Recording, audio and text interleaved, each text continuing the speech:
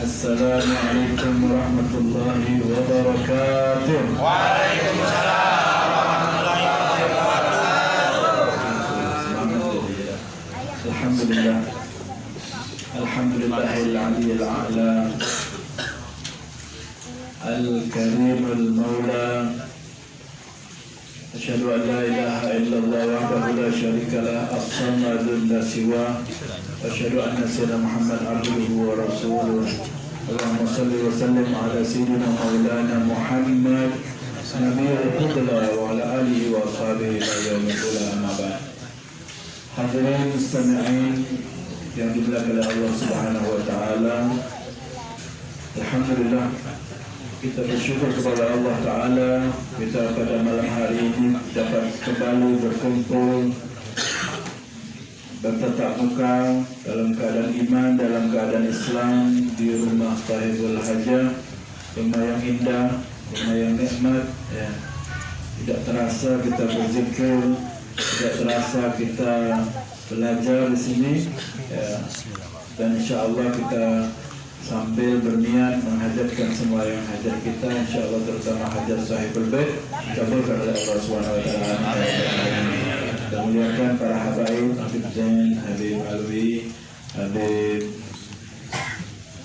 Qasim, Bang Abud, dan juga para asatidz, Habib Waliyah dan lain sebagainya, dan juga segenap keluarga besar Sahibul Bait, Bapak Andre yang dimuliakan oleh Allah Subhanahu wa taala insyaallah, dan juga segenap keluarga besarnya. Alhamdulillah kita dapat kembali lagi berkumpul di tempat ini, berzikir, munajat kepada Allah Subhanahu wa taala. Kita seperti majlis biasa ya, pada setiap malam Jumatnya kita biasa di markas. Saat ini kita di rumah Bapak Andre. Insyaallah apa yang kita biasa kita baca dalam beberapa khatam Quran dan zikir ratibul haddad dan lain sebagainya sama seperti yang sehari-hari ataupun yang biasa kita baca.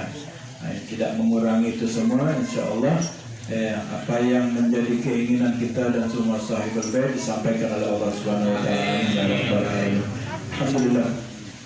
Allah Subhanahu wa taala memuliakan kita sehingga kita selalu digolongkan, kumpulkan bersama orang-orang soleh, bersama orang-orang yang menginginkan keberkahan, menginginkan ilmu, menginginkan rahmat dari zikir-zikirnya, dari kajian-kajiannya.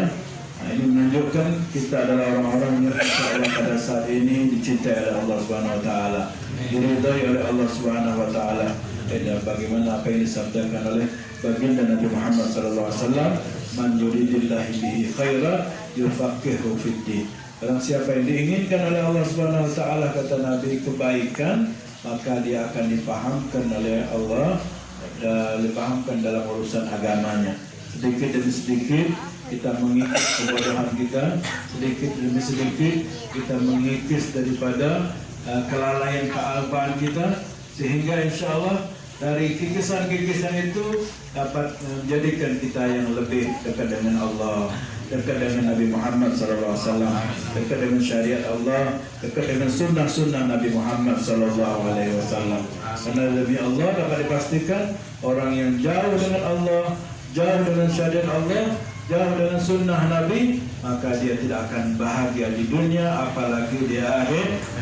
Oleh karena itu kita bersyukur kepada Allah, kita digolongkan orang-orang yang menginginkan kebaikan oleh Allah Subhanahu wa taala. Kita selalu rendah hati, tawadhu, kita ingin jadi orang yang lebih baik daripada sebelumnya.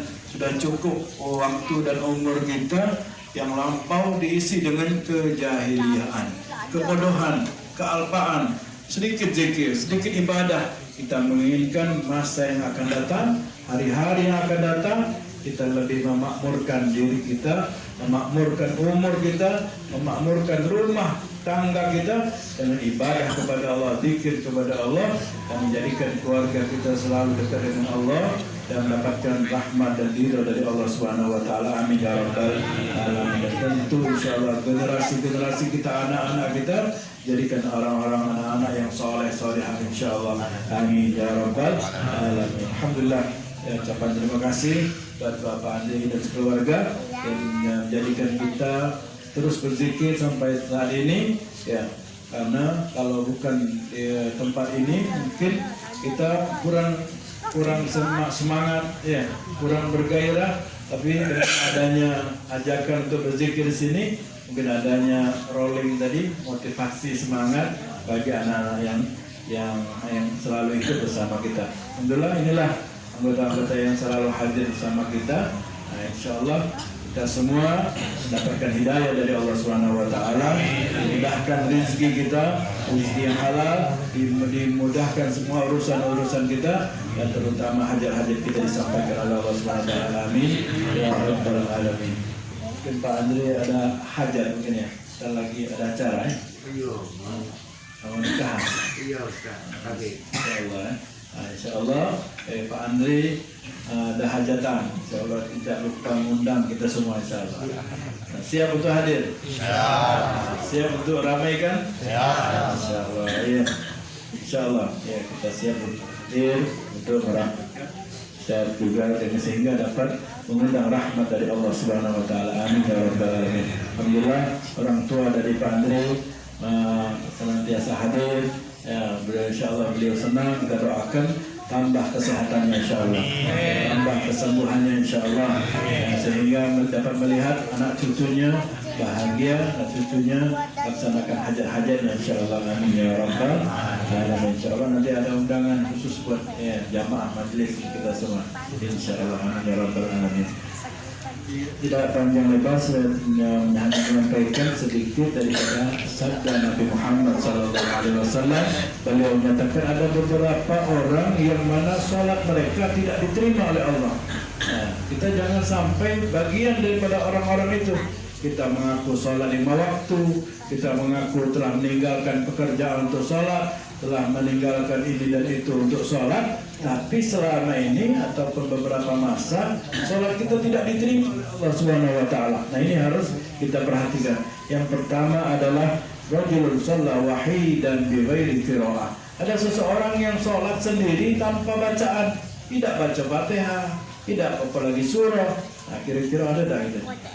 Ya, sholat sendiri tidak baca Fatihah, tidak diterima. Cuma sholatnya ya, alias diem be, Allahu Akbar, diem be. Ada tak kita? Tidak ada ya? Tak tahu kalau ada ini, ketahuilah sholatnya tidak diterima oleh Allah Subhanahu Wa Taala. Jangan menunjuk otak. Bacaan tak tahu? Bacaan ya? Alhamdulillah. Yang wajib Fatihah. Alim. So yang surah sunnah. Dan yang kedua, rajul la yu'addi zakat. Ada orang yang dia sholat 5 waktu, sholat sunnah, tapi dia tidak mengeluarkan zakat. Nah, ini bahaya juga. Sampai diperangi oleh di masa Sayyidina Abu Bakar Siddiq orang-orang yang tidak mau mengeluarkan zakat. Insyaallah Andri keluarin zakat. Insyaallah. Dan bukan kita tidak mau bagian zakatnya, yang penting selesai mengeluarkan zakatnya. Ya, insyaallah. Nah, jadi ada juga orang yang mengeluarkan zakat, tapi dia dengan alasan-alasan yang lainnya. Dia mengeluarkan zakat, jadi buat THR. Ada boleh zakat, THR. Ambil THR kau, anak buahnya 10, 5. Nah, tapi dia tidak ngomongin zakat, padahal itu kewajiban dia. THR lain. Ini tidak boleh kita satukan dengan hadiah aku. Kenapa? Ini zakat adalah kewajiban, THR juga kewajiban yang lain, hadiah sunnah. Ya. Nah, jadi tidak boleh kita kasih THR padahal itu zakat. Ya, THR zakat adalah kotoran daripada harta orang yang kaya, dan THR daripada kesenangan dia memberikan hadiah kepada orang-orang yang kita inginkan. Itu hadiah halal salah. Betul. Habis betul. Ini Al-Hadi baru pulang dari Hadramut. Habis pesan. Dan jadi orang yang tidak mau mengeluarkan zakat, maka sholatnya, ibadahnya tidak diterima oleh Allah Subhanahu Wa Taala. Berarti tepat gak apa yang dilakukan oleh Sayyidina Abu Bakar memerangi orang yang tidak mau mengeluarkan zakat? Tepat gak? Karena bahaya. Jadi kalau sudah menjadi penyakit bagi kaum muslimin tidak mau mengeluarkan zakat, maka ibadah, sholat mereka dan lain mereka tidak diterima oleh Allah Subhanahu wa taala. Yang hartanya sedikit tenang-tenang baik, ya. Yang hartanya banyak ini, kayaknya 12 ini banyak nih. Baru ini apa lagi nih? Miliuner ini. Insya Allah kita jadikan orang yang kaya, dapat keluarkan zakat kita, dapat bersedekah kepada kaum muslimin, membantu fisabilillah, insya Allah, amin ya rabbal alamin. Oh, kalau kaya amin semua. Nah, cepat aminnya. Ya. Nah, dan yang berikutnya, orang yang tidak diterima sholat ibadah, yaitu rajulun ya ummu qauman wa hum lahu karihun. Ada orang yang suka demen jadi imam sedangkan makmumnya tak demen sama dia. Nah, ini bahaya. Jangan jadi kebiasaan suka dan demen jadi imam, ya, dan makmumnya tidak demen. Ini mungkin karena panjang, baca Yasin rakaat pertama, baca setengah Yasin dan seterusnya. Ya, makmumnya ini imam terus ini. Nah, jadi imam terus. Suaranya pun pas-pasan, suaranya pun serak-serak. Kalau serak dasar lemah, ini seraknya. Napas pendek, nak jadi imam terus. Nah, ini orang yang bakal puasa salatnya tidak diterima oleh Allah Subhanahu Wa Taala. Jangan jadi orang demikian. Ya, walaupun kita orang tua, walaupun kita senior, tapi kalau makmum tidak suka, maka tidak usah. Oleh karena itu, jangan dengan etika mau jadi imam itu. Harus kita fasih, harus kita sholatnya jangan dengan panjang-panjang, seringkas saja sholat itu. Ada lagi yang imamnya doanya setengah jam, yang bahaya juga. Semua doa yang dihafal dibaca semua. Rabbana lagi sampai setengah jam. Ini juga bahaya. Sedikit saja, ya. Kira-kira 2-5 Rabbana sudah cukup. Ya, kenapa? Mungkin mereka ada kerjaan, mungkin mereka ada urusan. Nah, jangan menjadikan kita jadi imam sedangkan makmumnya tidak demen, benci sama kita. Waliyadzubillah. Yang berikutnya adalah rajulun mamlukun abid. Ada seorang hamba sahaya yang melarikan dari tuannya. Nah, sekarang ini tidak ada yang menjadi hamba sahaya. Budak-budak banyak, budak Palembang. Ya, Palembang, Pontianak masih ada budak, tapi bukan budak belian, budak-budak kecil. Yang melarikan dari tuannya ini tidak boleh. Mereka harus kembali kepada tuannya. Kodrat mereka adalah jadi budak. Mereka harus tunduk dan patuh kepada tuannya. Dan kodrat orang yang memiliki budak harus berbuat baik kepada budak beliannya. Alhamdulillah sekarang tidak ada lagi. Yang berikutnya, rajulun syaribul khamr al-mudmin. Orang yang selalu minum minuman keras. Ya, minuman keras tiap hari, tiap waktu, minuman tidak tobat-tobat. Sekarang ini tidak musim lagi untuk minuman itu. Yang sama seperti minuman, ya narkoba itu, enggak sama bahaya, mabuk-mabuk bahayakan. Keluarganya tidak bahagia, anak istrinya susah, karena dia apa? Suka mabuk-mabuk, suka konsumsi narkoba dan lain sebagainya. Ini orang yang walaupun sholat ibadah, sholatnya tidak diterima oleh Allah Subhanahu Wa Taala. Jangan lantai-lantai lemah-lemah. Dan berikutnya imra'ah, perempuan zawjuha 'alaiha sakhir. Dia tidur, suaminya murka, tidak senang dan marah kepadanya. Ini juga perempuan ini tidak diterima sholatnya.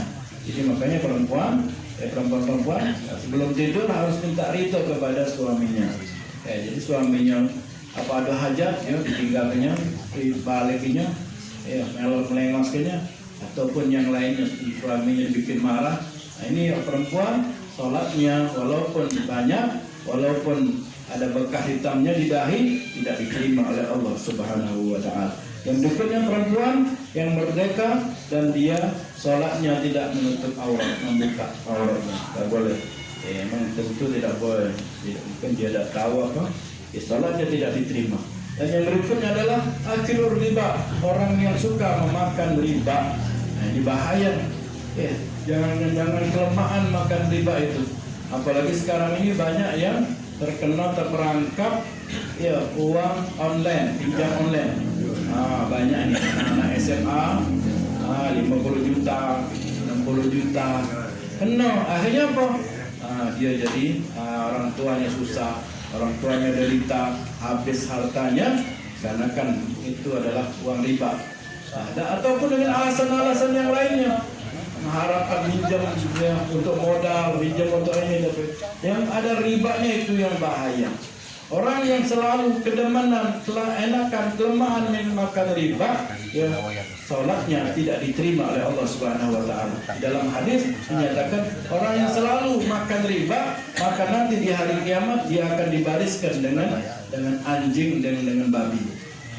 Ya, sebagaimana yang disamakan seperti umat Nabi Musa yang mana mereka dilarang untuk mengambil ikan pada hari Sabtu, dia tidak ngambil ikan hari Sabtu tapi masang jaring hari Sabtu, ngambilnya hari Ahad. Nah ini mengakali daripada perintah Allah dan larangan Allah. Begitu pun juga dia tidak mengambil makan riba. Ya, tapi kalau hajat biasa supaya kami dia tenang di deposito penyelam, pinjamnya ladasan yang tadi makan riba dan seterusnya.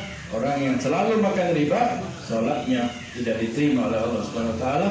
Nanti di akhirat dia akan disamakan barisannya dengan anjing dan babi, sebagaimana umat Nabi Musa yang Allah rubah wajah mereka, badan mereka dengan wajah monyet. Ya. Tatkala mereka keasikan berdansa ria, bersenang-senang pada setiap hari Ahad pesta. Wah, sampai dikabarkan, diberitahukan oleh Nabi Musa, kalian tidak boleh melakukan apa yang dilarang oleh Allah. Sudah urusan kamu itu. Penting kami ini senang, bahagia, pesta. Setiap malam malam Ahad daripada panen mereka hari Sabtu itu, malam Minggu itu, hari Ahad itu mulai dari hari Ahad sampai malam Senin itu pesta itu organ tunggal. Akhirnya Nabi Musa perintahkan untuk tutup. Jadi orang yang tidak mau, yang masih tidak melanggar perintah Allah, mereka dipagari oleh Nabi Musa dan tidak boleh masuk ke tempat area orang Muslim orang Islam yang senantiasa ikut Nabi Musa yang tidak mengambil ikan pada hari Sabtu. Ditutup, hanya dikasih pintu dan dikunci. Tatkala beberapa pekan itu datang hari Ahad, sepi, tidak ada suara. Biasanya ribut, organ tunggalan terus. Ini malam hari Ahad, malamnya sudah tidak ada lagi. Kemana ini? Didengar oleh umat Nabi Musa. Ya, didengar oleh umat Nabi Musa. Apa ini? Tidak ada lagi suara. Ada apa gerangan? Akhirnya kata Nabi Musa, coba lihat apa yang berlaku pada mereka. Kalau dibuka pintunya, tautannya tidak ada manusianya, hanya monyet-monyet saja. Ada yang monyetnya menangis, lihat orang, ada saudaranya, lihat ini menangis. Orang-orang itu sudah diubah oleh Allah jadi monyet. Itulah siksaan dari Allah bagi mereka-mereka yang tidak taat kepada Allah Subhanahu Wa Taala. Makan riba, mereka akan dikumpulkan bersama anjing dan babi. Dan berikutnya adalah pemimpin yang zalim. Dari pemimpin yang kecil sampai pemimpin yang besar itu akan tidak diterima sholat mereka kalau mereka berbuat zalim. Tidak kuat, jangan jadi pemimpin. Kalau tidak bisa, jangan jadi pemimpin. Yang terakhir adalah rajulun la yanhahum salatuhum 'anil fahsya'i wal munkar wa la yaziduhum minallahi illa bu'da. Seseorang yang sholat mereka tidak bisa mencegah perbuatan keji dan mungkar. Kita ini kadang-kadang masih demikian. Kita sholat puluhan tahun tapi kita masih melakukan maksiat dan dosa. Tapi orang yang tidak diterima sholatnya tidak evaluasi dengan apa penyebab dia masih melakukan dosa padahal dia lakukan sholat. Jadi kita harus introspeksi. Seharusnya dengan sholat 5 waktu kita tidak berbuat maksiat dan dosa yang terus menerus yang menjadi hobi. Tapi kadang-kadang masih menjadi hobi, masih menjadi hal yang serius. Kita melakukan kesalahan dan dosa. Oleh sebab apa itu? Kita harus cari. Kenapa? Kalau orang yang masih sholat 5 waktu, kemudian tidak bisa menyebabkan sholatnya, meninggalkan maksiat dan dosa, maka bisa-bisa menandakan orang itu sholat dan ibadahnya tidak diterima oleh Allah SWT. Karena itu evaluasi terus apa penyebab daripada kita masih melakukan kesalahan dan dosa, padahal kita melakukan sholat 5 waktu. Mudah-mudahan Allah Subhanahu wa Ta'ala menjadikan sholat kita, ibadah kita, rukuk dan sujud kita diterima oleh Allah Subhanahu wa Ta'ala. Minimal kita sudah mengetahui doa-doa kita diterima oleh Allah Subhanahu wa Ta'ala. Bersihkan hati kita, selalu khusyukkan kita dengan ibadah kita ibadah, saat kita berdoa, ya, cari apakah dan upayakan apakah doa-doa kita sudah dijabah oleh Allah atau belum.